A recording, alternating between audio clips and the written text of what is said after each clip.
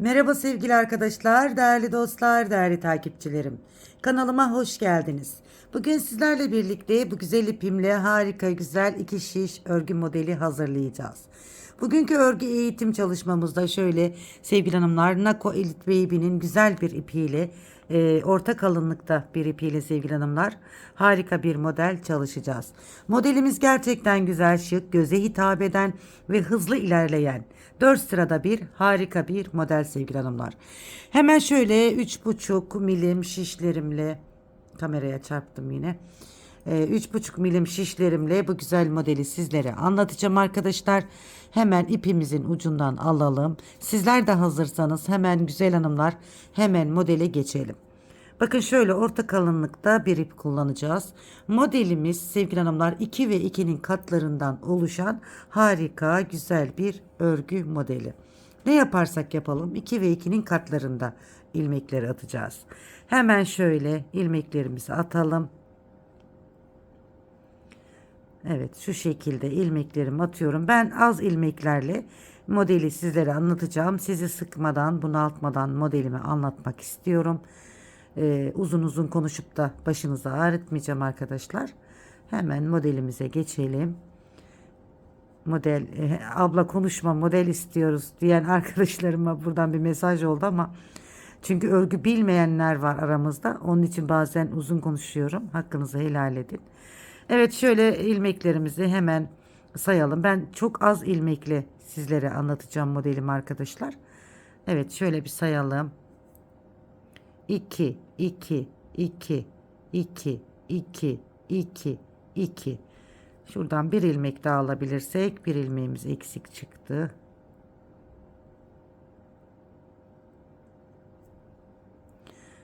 Evet bir ilmek daha aldık. Şimdi 2 ve 2'nin katlarıyla ilmeklerimizi hazırladık arkadaşlar. Şimdi desenimizi uygulamaya başlayacağız. Hemen şöyle 2 2 2 2 2 2 2 2. Ne yaparsak yapalım 2 ve 2'nin katlarıyla. Evet şöyle sevgili hanımlar ben bir sıra düz örgü yapacağım. Zemin hazırlığı için modelimde kıvrılma olmasın diye altında. Hemen şöyle bir sıra düz örgümü yapıyorum. Ee, Sizler de dilediğiniz, sevdiğiniz, istediğiniz lastik modellerini yapabilirsiniz.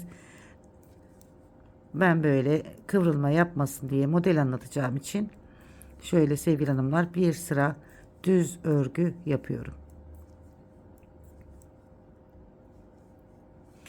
Evet şöyle bir sıra düz örgümü hazırladım arkadaşlar. Şimdi modelimizi ön yüzde kurmaya başlayacağım arkadaşlar.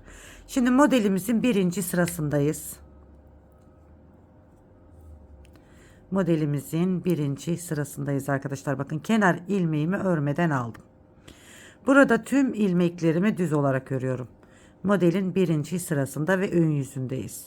Bakın tüm ilmeklerimi düz olarak örüyorum. Hem kolay hem güzel hem de şık bir model sevgili hanımlar. Bu yılın gerçekten en popüler modellerinden bir tanesi.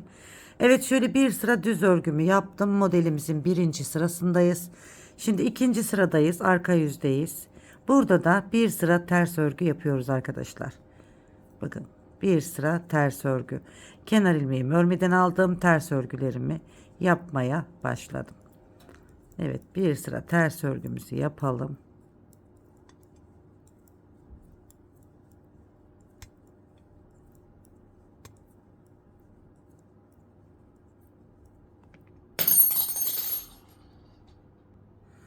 Evet ters örgümü yaptım. İkinci sıramı tamamladım. Şimdi modelimin üçüncü sırasındayım arkadaşlar.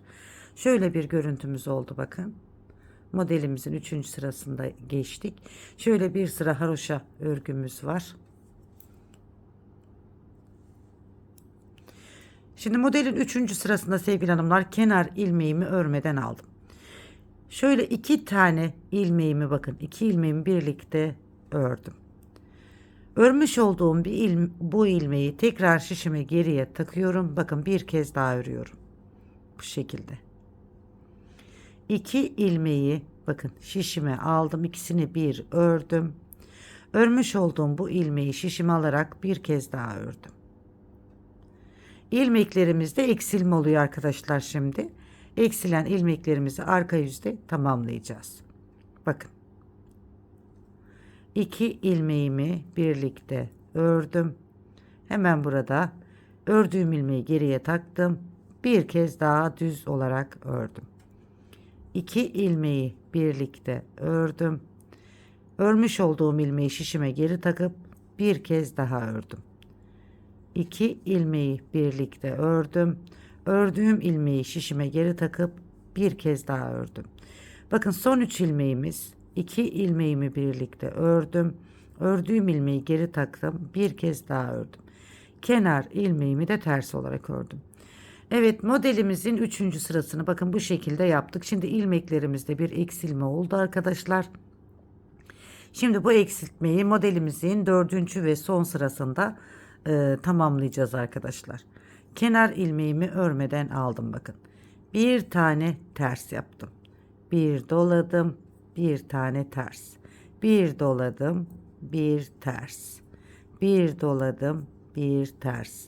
Bir doladım, bir ters. Bir doladım, bir ters. Bir doladım, bir ters. Bir doladım. Bakın buradaki dolamayı unutmayacağız. Ve bir ters. Şu şekilde bakın. 2, 2, 2, 2, 2, 2, 2 ve 2. Bakın ilmeklerimizde hiçbir eksilme yok. Burada arttırma yapmadığım için burada yaptım arttırmam arkadaşlar. İlmeklerimizde eksilme olmadı. Evet, şimdi bir modelim bu şekilde arkadaşlar ama henüz modelim ilerlemediği için modelimiz belli değil. Şimdi ikinci bir modeli nasıl kuracağız? Bir modelimiz bu şekilde. Şimdi ikinci bir modeli kuralım arkadaşlar. İki modelle ben sizlere modelimi anlatayım ki daha anlaşılır olsun. Kenar ilmeğimi örmeden aldım. Bakın bu dolamış olduğumuz ilmeği düz ördüm. Yanındaki ilmek düz. Yani tüm sırayı düz olarak örüyoruz. Birinci modelimi nasıl kurduysam ikinci modelimi de aynı şekilde. Bakın tüm ilmekleri düz olarak örüyorum. Tüm ilmeklerimiz düz. Bu şekilde modelimizin birinci sırasını kurmuş olduk. Bu şekilde. Şimdi modelimizin ikinci sırasındayız. Ve arka yüzündeyiz. Kenar ilmeğimi örmeden aldım. Tüm ilmeklerimi ters örüyoruz. Evet, modelin ikinci sırası ve tüm ilmekler ters.